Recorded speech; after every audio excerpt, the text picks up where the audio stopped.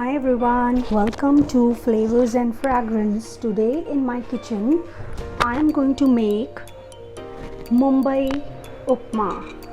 It's also called as Bombay Upma, and the speciality is that it's very soft and fluffy because of the tips and tricks that I'll be sharing with you. So watch till the end and you'll be able to get the desired result. So let's begin.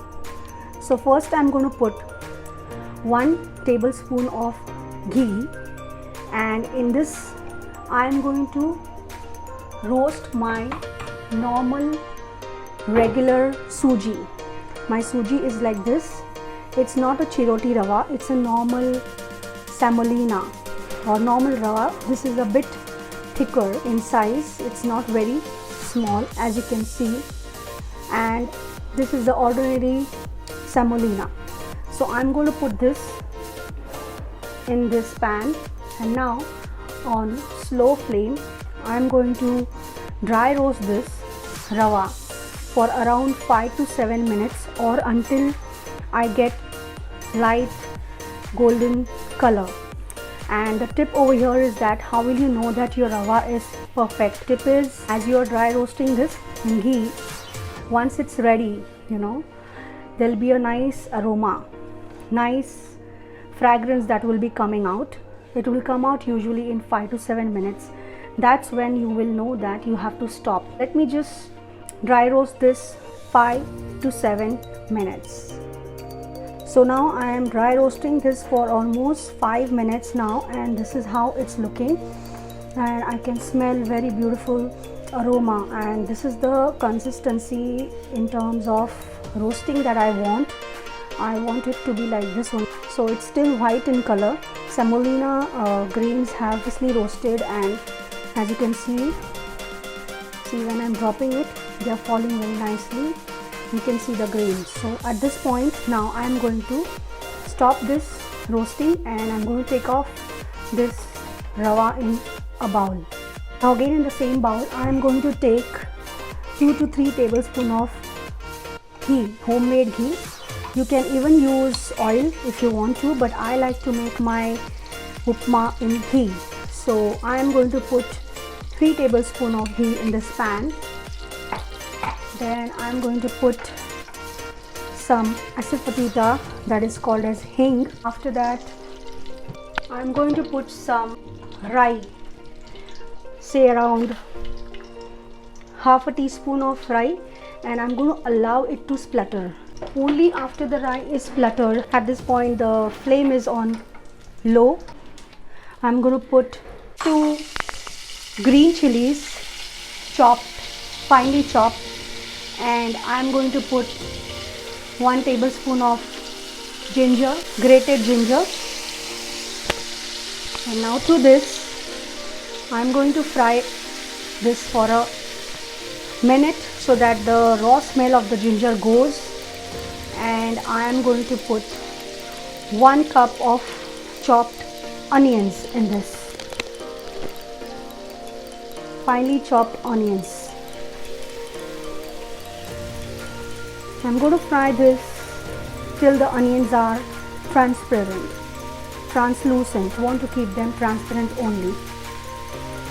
Make sure that the rice is sputtered properly, because if it's not, then you will get a kacha taste of the rice in your upma. So I'm going to fry this onion for at least 2 to 3 minutes on low flame. Now you can see that my onions are nice translucent. You can even add salt to your onions so that the onion cooks a little bit faster. They are not light brown, they are just transparent, exactly the way I want. Now to this I'm going to add some vegetables like carrots. I like carrots in my upma. You can also add green peas if you want to, but I don't like it, so I'm not going to put that. And now I am going to again cook this mixture till the carrots are half cooked. Little bit crunchy I'm going to keep the carrots, okay? So at this point I am going to cover this with a lid, and I'm going to allow it to cook. Allow the carrots to cook. Cook this mixture for at least 5 to 7 minutes till the carrots are half cooked. They should be a bit crunchy. Now let's see how our mixture is. Okay, so this is how it's looking now. It's been 5 to 7 minutes. This is good. I am going to put 3 cups of water now. I have taken 1 cup of ordinary regular suji semolina. To that I am putting 3 cups of water. Some people put 2 cups of water, double, but I am putting triple because I want my upma to be fluffy, soft and nice. I don't want it to be dry, nor do I want it to be very wet also. It should be just perfect. So I am putting 3 cups of water. Same measuring cup I am taking, the same measuring cup that I took for my rava. So put in 3 cups of water, and I would also put in some salt. So at this point you put your salt as per your taste. And now you are going to boil this mixture.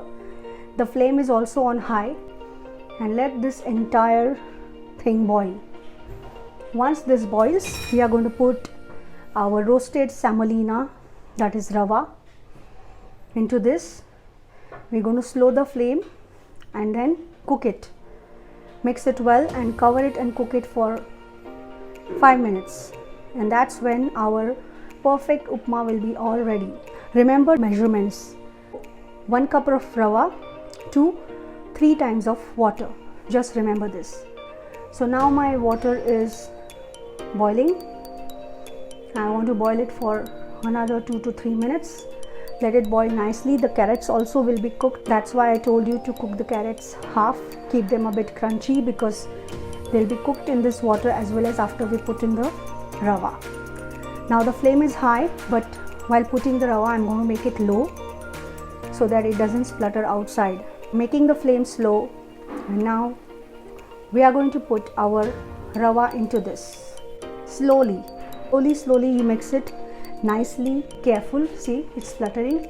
So now at this point you can even put off your flame if you think that it's spluttering too much on you. Just mix the rava properly in this mixture. Make sure that there are no plums. Rava plums should not be there, otherwise your upma is not going to be the same. So now once you have mixed this properly, make sure no plums are there. Now you can start the gas again, and you can cover this entire thing with the lid and cook it for another 5 to 7 minutes. This is how it should be, no lumps. And I am going to put the lid, and I'm going to keep this for at least 5 minutes on low flame. So now it's 5 to 7 minutes and I am going to check my upma. It's perfect, it's ready. You see this, how nicely it has turned out. Basically the water consistency and the upma consistency has been perfect. So this is how your upma will look like. Very soft, very fluffy, not dry, not too wet, just perfect. This is the perfect upma that we want. If you want, you can sprinkle some lemon juice if you like the taste. I don't like it, so I'm not going to do it. Now I'm going to take this off in a plate and garnish it with coriander leaves. So see this, I'm taking out the upma on my plate, and you can see how each and every grain is nicely cooked and it's looking so nice. It is very fluffy. It's not dry upma and nor it is wet. It is just perfect. You can see this. So this is the perfect upma recipe, Bombay upma, which I make in my kitchen. Do try this recipe out exactly with the same measurements of rava and water, and then you will get the desired result. Try this in your kitchen and let me know. Garnish it with coriander leaves. Try this and let me know if it's turned out to be exactly how I have shown you. This is the upma, Bombay upma. Until next time, it's bye from Dipali. See you soon on Flavors and Fragrance channel again with some new recipe.